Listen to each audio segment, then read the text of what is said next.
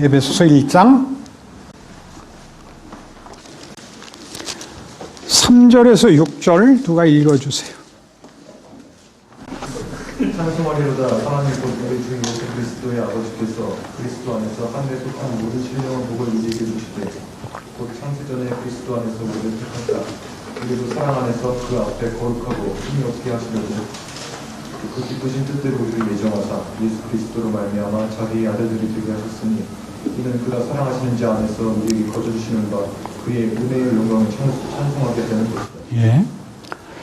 구원의 목적은 하나님의 영광을 찬송하는 것입니다. 하나님의 영광을 찬송한다는 것은 성경적 표현으로 우리가 하나님이 우리를 지으신 우리 존재에 대하여 감격하는 겁니다. 아주 적극적인 면에서의 항복입니다. 보통 교회사 어느 나라건 그 나라의 교회사의 초기에는 이 감격이 지옥 갈 목숨이 구원을 얻었다. 죽으면 영생을 얻고 천국에 간다. 이런 식으로 초기에는 이해가 되고 묘사가 되고 좀 더 지나야 긍정적인 차원에서 그 존재의 가치에 관한 것이 나오게 됩니다. 여기서 말하는 신자들의 가치라는 것은 하나님이 얼마나 영광스러운 분이신가를 우리를 만드신 우리라는 존재의 가치로 인하여 그를 찬송하게 되는 것을 말합니다. 좋은 음악을 들으면 실력이 없을 때는 그 나와서 연주하는 사람들이 부럽습니다. 노래 잘 부르고 음악성이 좋은 무슨 그런 연주가 부럽고 연주자가 부럽고 실력이 이제 생기면 그걸 듣는 사람이 행복합니다.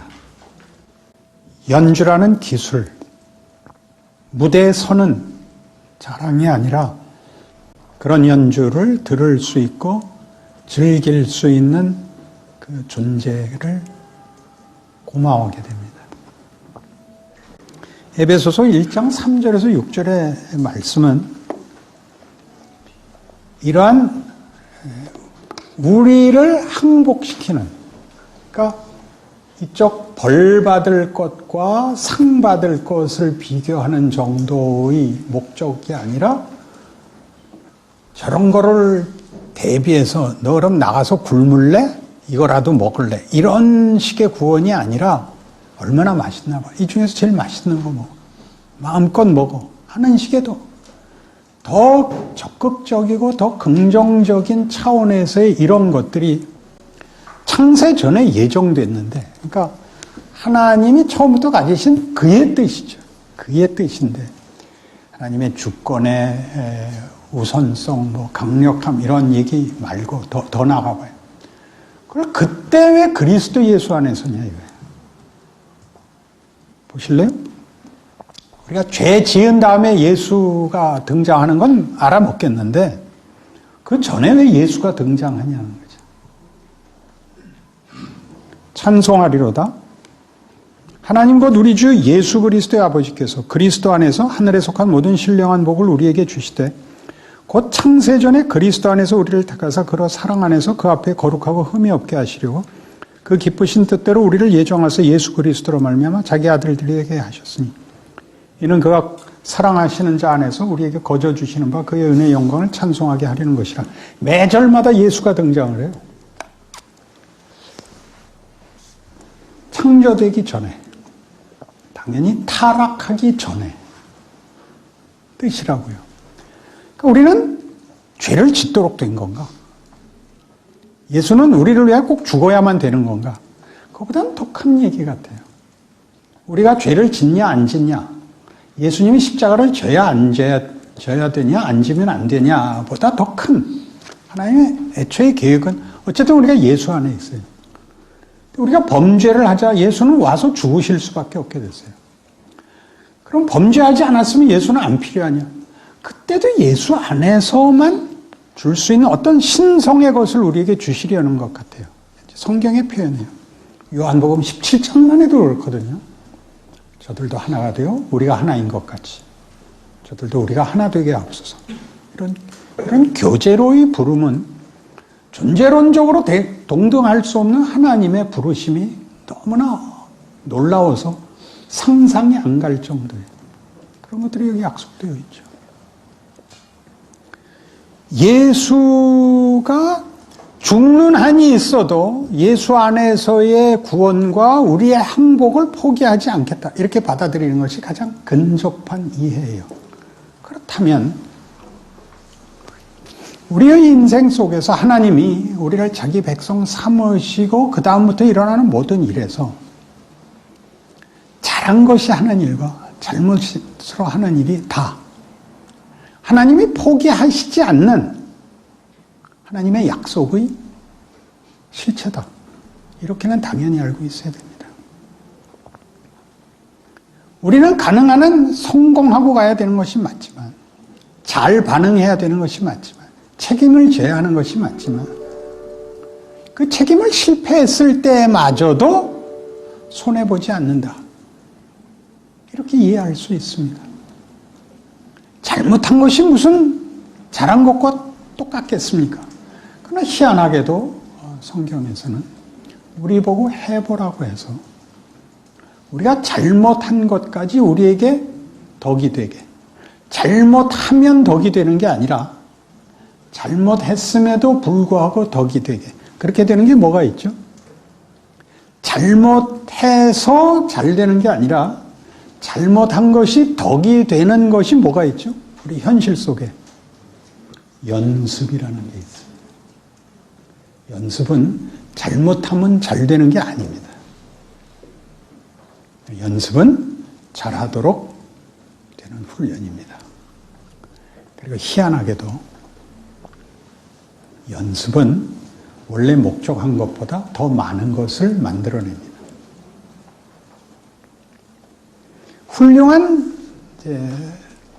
훌륭한 사람들은 자기가 하려는 일에서 자기가 부닥친 장애를 넘기 위해서 애를 쓰다가 원래 목적한 것을 만들어내는 것이 아니라 훨씬 더 귀한 다른 결과를 얻었다고 이구동성으로 얘기하는데 아주 쉽게 스포츠만 해도 그렇습니다. 스포츠는 우리 지금 메이저리그에 가 있는 박병호가 지금 뭐 하고 있죠? 스윙 폼을 작게 만들고 있습니다. 메이저리그에서는 투수들 피칭의 스피드가 한국보다 빠르니까 여기서 크기로 휘둘러서는 제대로 안타를 칠 수가 없습니다. 당연히 줄였습니다. 그걸 줄이기 위해서는 뭘 했어야 됐을까요? 큰 폼을 작게 만드는 연습을 했어야 될 것입니다. 너무나 쉬운 답입니다. 그러나 더 중요한 걸 하나 했을 텐데 그게 뭔지 아시겠습니까? 오늘 강의를 통해서 쓱 일로 누가 나와 주십시오. 그는 뭘 했을까요? 잘 얘기해 보세요. 치는 법이 틀렸다는 거야. 치는 법이 틀렸다. 이런 것들은 약간 이제 같은 얘기에 이제 다른 표현이 됩니다. 그 말고 시각이 다른 얘기를 해 주셔야 돼요. 어떻게? 그렇습니다. 포기를 안 하기 위해서 뭐가 조금 더 그 앞에 뭐를 포기하지 않아야 됐죠.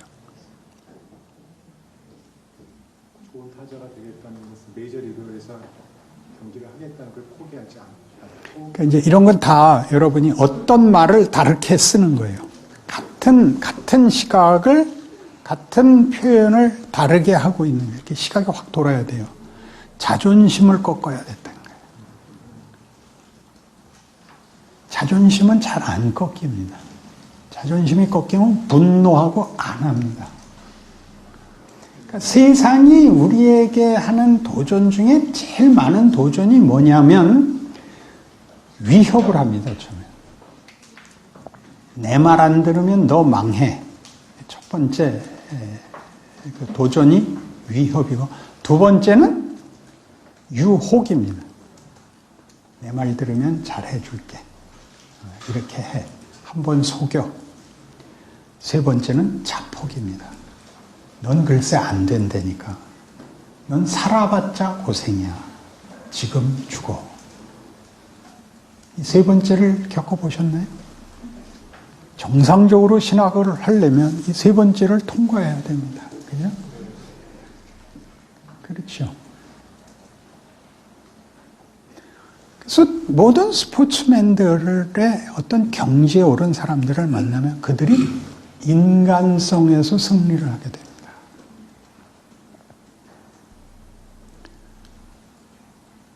다 예수 믿는 사람들만 훌륭해지는 것이 아니기 때문에 스포츠계라는 것은 타고난 천부적 재질과 성실성이면 하니까.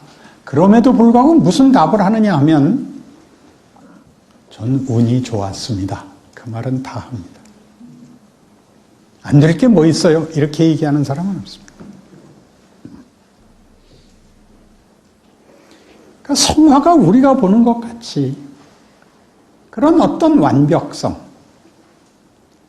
가장 중요하게 후회와 자책이 없는, 우리가 가장 겁내는 두려움과 의심이 없는 보상을 주는 것에 목적을 갖고 있지 않습니다. 성화는 고달픕니다. 그것은 매일 아침 일어나는 것 같이 계속됩니다. 오늘 아침에 해가 뜬 것 같이 내일도 해가 뜨고, 오늘 일어난 이 하루가 여러분의 책임 속에 있듯이 내일도 그럴 겁니다. 그렇게 하나님은 여러분에게 매일 묻고 있고 매일 일하십니다. 여러분들은 있는 날이 있어도 해가 안 뜨는 날이 없듯이 하나님은 이 일을 하십니다. 생각 없었던 날들이 뭉쳐있다가 어느 날 확 쏟아지기도 하고, 어느 한 번의 깨우침으로 한동안 평안하기도 했다가 그것이 다시 뒤집히기도 합니다. 그래서 한 발씩 전진하게 만듭니다. 그게 성화지요. 그래서 이 도덕성은 다만 잘잘못의 문제, 무흠, 완벽성을 말하는 도덕성이 아니라 성경이 구원을 얻은 자에게 요구하는 성화에서 그 내용으로 삼는 도덕성은 정체성이 됩니다. 어떤 정체성? 하나님은 그의 자녀들에게 무엇을 요구하시는가? 존엄한 정체성으로서의 도덕성을 가집니다. 그러니까 이건 죄야. 이걸 해야 돼. 라는 명분과 징벌 사이에서 갈등하는 정도가 아니라, 나는 하나님의 거룩하심으로 부름을 받았고 예수 그리스도로 말미암는 구체적인 그의 흘린 피와 찢긴 몸으로 구원을 받은 하나님의 찾아오심, 역사와 내 인생 속에서 실제적인 사건으로, 경험으로 실체로 만들어진 존재야 라는 존엄성을 요구하고 있습니다. 그러니 싸움은 매일 이겁니다. 오늘 일어나는 모든 하루의 일상 속에서 하나님의 자녀라면 마땅히 해야 될 일이 무엇인가 하는 것입니다. 이렇게 가지 마십시오. 오늘도 죄만 졌습니다. 이렇게 자책하지 마시고, 오늘은 한 번 멋있게 해봤습니다. 바로 이제 바꾸는 겁니다. 한 번, 두 번, 세 번 이렇게 나가는 겁니다. 훈련을 하면 오늘도 못했어가 아니라 될 때까지 해야 되는 것입니다. 하다 마는 것은 없습니다. 그건 세상에서는 내가 포기하면 그만이지만 성화에서는 하나님이 포기하지 않는 한 끝이 안 납니다. 그러니까 여러분이 방맹이 집어 던지고 굴르면 그러면 날짜만 더 가는 겁니다. 군대에서는 농땡이 부려도 시간이 되면 내보내주지만 여기는 안 그렇습니다. 말 안 들으면 오래 살아야 됩니다.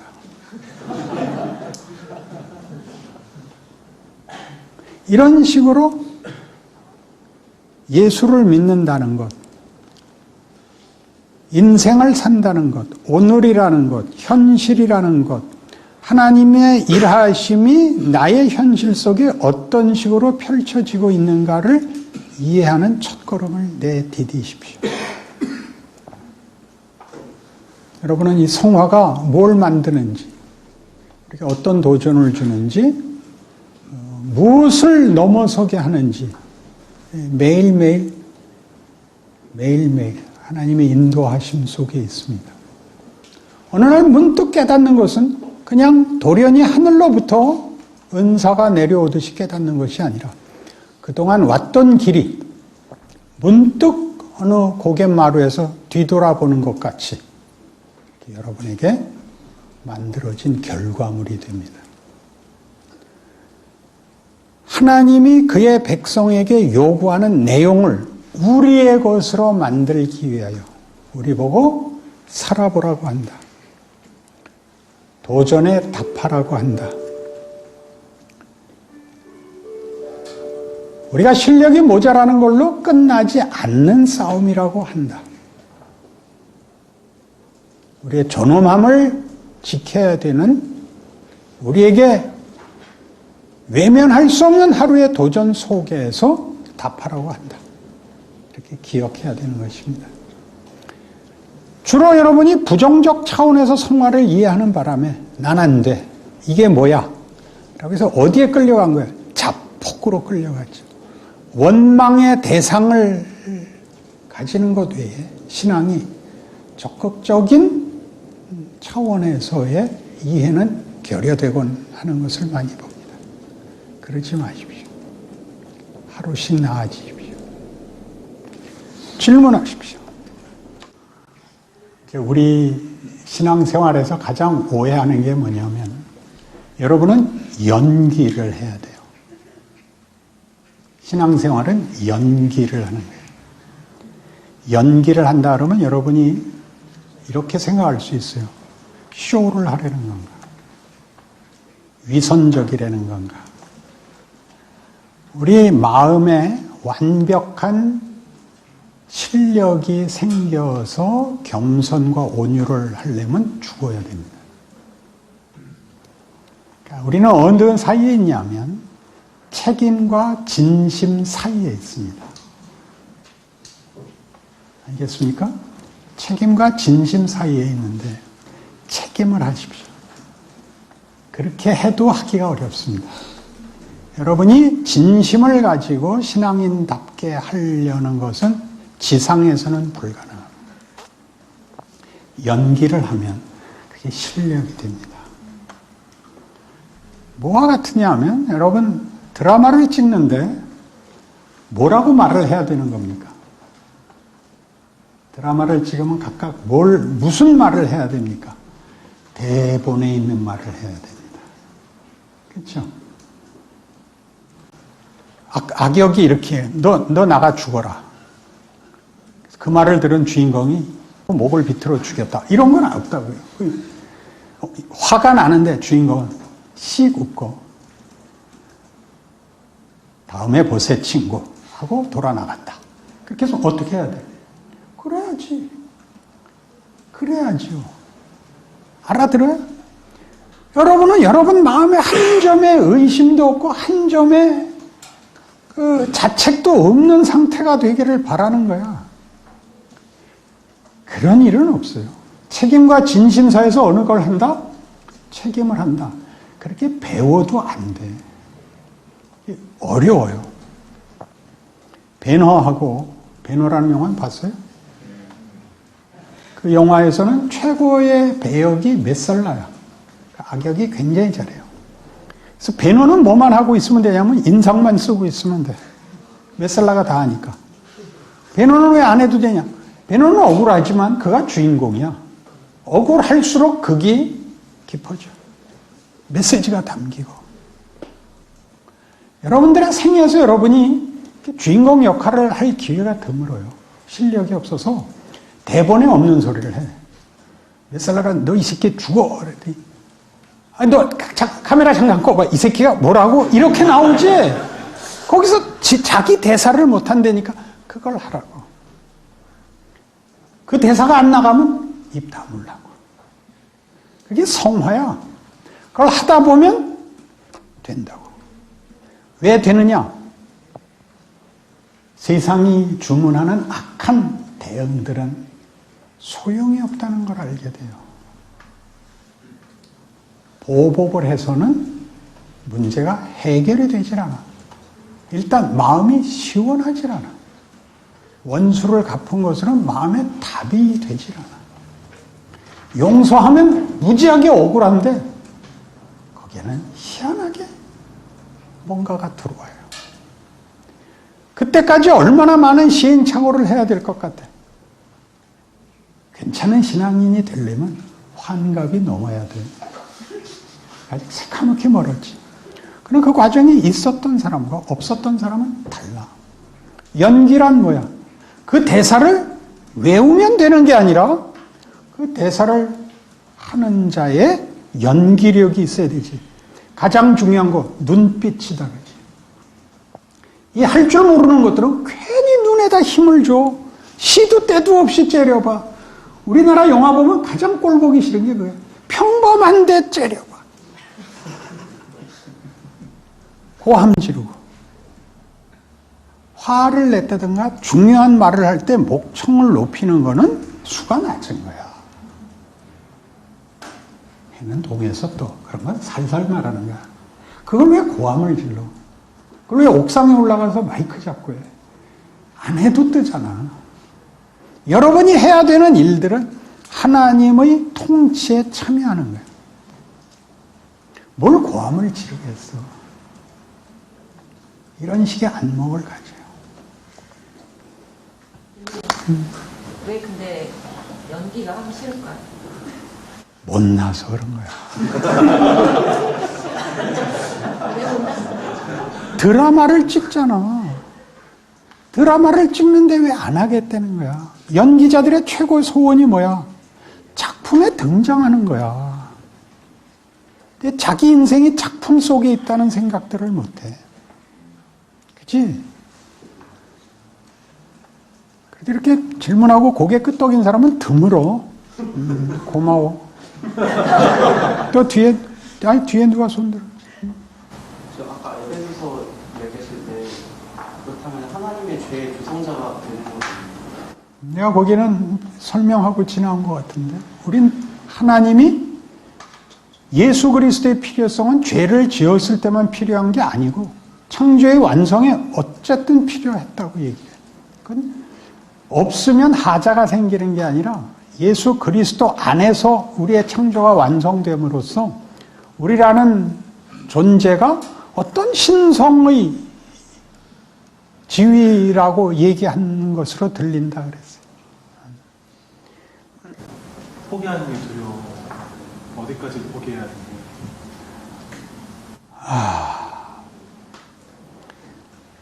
포기를 여러 번 해. 자주 하고 자주 돌아와. 포기를 겁내지 마. 할 수 없어. 집으로 올 수밖에 없어. 탕자의 비유같이 먹을 게 없거든. 돌아올 수밖에 없어. 나갔다 올 때마다 클 거야. 겁내지 마라. 이거는 제 질문 말고 제 친구의 질문인데, 그 한국 교회가 이제 성화의 단계를 가야 된다는 말씀을 하셨는데, 그 친구의 질문은 이거였습니다. 한국 교회가 성화의 단계가 아니라 그 알곡과 가라지의 단계 아니냐, 한강을 건너서 이렇게 빙빙 돌고 있는, 표류하고 있는 단계가 아니라, 아니면 애초에 처음부터 시작을 하고 있는 단계가 아니지 않느냐라는 질문이었습니다.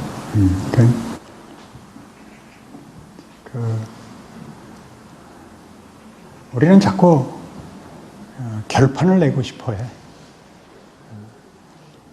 예수 믿는 사람들 것도 한국 사람들은 다 게임을 오래 못 즐겨. 빨리 승부를 봐. 그래서 뭐든지 길게 못하고 결판을 내기 위해서 처음에는 포카 치다가 나중에 가위바위보 하다, 동전 뒤집기 하다, 화투장 뒤집기 하다 그렇게 돼. 빨리 결판을 보고 싶어요. 하나님은 시간을 주고 오래 하자 그러셔. 우리는 긍정을 해야 돼. 알곡과 가라지는 하나님 몫이야. 우리는 그런 게 불편하면 고민을 하고 기도해야지. 그런 말을 꺼내는 것 자체가 바람직하지 않아. 겁을 주는 거에 불과하고 책임을 회피하는 것으로 들려. 적극적으로 해야 할 일, 씨 뿌리고 김 매고 해야 할 일을 안 하고 서서 하나만 하잖아.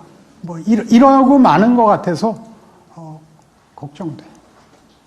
그런 거는 누가 하라고 다른 사람한테 넘기고 신앙인으로 살고 소망을 가져. 격려하고. 하루에서 삶에서 실패했을 때 내가 기도와 말씀으로 하나님을 더 의지하지 못했다고 생각하고 자책하는 것은 그거는 이제 율법주의와 같은 건지. 그냥 율법주의 아니고 당연한 자책이야. 그 자책으로 신앙이 끝나지 않고 회개하면 과거의 잘못을 이제 씻는 거야. 근데 신앙은 뭘 요구하냐면 어저께 잘못한 건 이제 됐다. 그러면 이제 내일은 어떻게 살래? 이렇게 묻는 거야. 자꾸 돌아가서 흠을 지우지 말고 그 잘못이 오늘과 내일을 다르게 살게 만들어야 돼. 그러니까 뭐 율법주의든 뭐든 다 상관없어. 그래서 내가, 다른 사람 말고 내가 오늘을 어제와 다르게 살아야 돼. 회개 한 번 하면 그 다음엔 쉬워지냐 하면 그렇지 않아. 회개하고 다시 또 지을 수 있어. 그러나 그때 자책과 그때 돌이킴은 어쨌든 한 걸음씩 더 나와야 돼. 그렇지? 그렇게 자꾸 나아가는, 오늘을 사는, 자기 인생을 사는 그런 사람이 되기를 바래. 모든 인생을 어떤 성장 과정으로 이렇게 커다란 테두리 안에 넣은다면은 저희가 어떤 중간중간 어떤 기준이나 이쪽으로 가야 한다, 이게 정답이다라고 얘기할 수 있는 여지가 조금 더 줄어드는 게 아닙니까? 각각에게 다 그런 일이 있어요. 각각에게 하나님의 어떤 확인시켜주는, 또 우리에게 분명케 해주시는 일이 있습니다. 전부를 다 이렇게 눈금을 그릴 수는 없어요. 그리고 크는 것이, 모든 것이 평균적으로 크기보다 이렇게 어느 한쪽으로 삐죽하게 커가지고 전체가 이렇게 수준이 같아지고 하는 일이 반복이 일어납니다. 더 이제 오늘 첫 시간이니까 또 물어보고 싶어. 어떻게 하면 연기를 잘할 수 있나요?